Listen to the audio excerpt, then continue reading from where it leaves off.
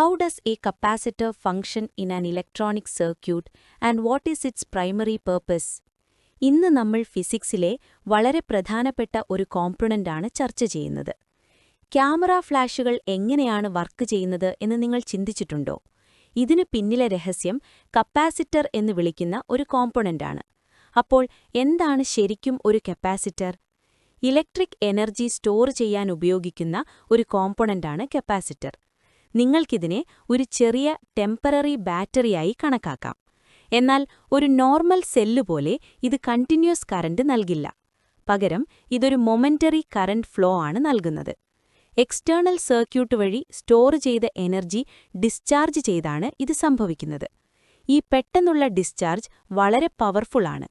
നമ്മുടെ ചുറ്റുമുള്ള ഒട്ടുമിക്ക ഇലക്ട്രോണിക് ഡിവൈസുകളിലും കപ്പാസിറ്ററുകൾ ഉപയോഗിക്കുന്നുണ്ട്. മൊബൈൽ ഫോണുകൾ മുതൽ കമ്പ്യൂട്ടറുകളിൽ വരെ ഇവയുണ്ട്. ഇനി എങ്ങനെയാണ് ഈ കപ്പാസിറ്റർ ചാർജ് ചെയ്യുന്നത്?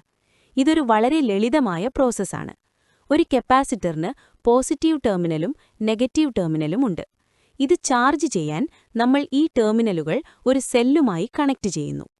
കപ്പാസിറ്ററിന്റെ പോസിറ്റീവ് ടെർമിനൽ സെല്ലിന്റെ പോസിറ്റീവുമായി കണക്ട് ചെയ്യുന്നു.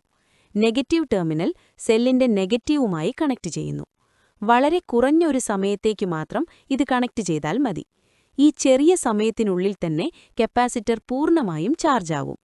ഒരു സർക്യൂട്ടുമായി കണക്ട് ചെയ്യുന്നതുവരെ ഇത് ഇലക്ട്രിക് എനർജി ഹോൾഡ് ചെയ്യും.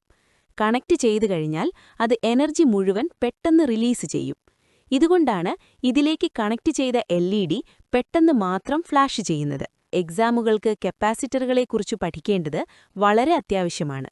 സർക്യൂട്ടുകളിലെ വോൾട്ടേജ് സ്മൂത്താക്കാൻ ഇവ വലിയ പങ്ക് വഹിക്കുന്നു. ഈ കൺസെപ്റ്റ് ഇപ്പോൾ എല്ലാവർക്കും കൃത്യമായി മനസ്സിലായി എന്ന് കരുതുന്നു. What video would you like us to do next? Give your suggestions in comments. Online for all of Kerala, offline for Palakkad. Join us today.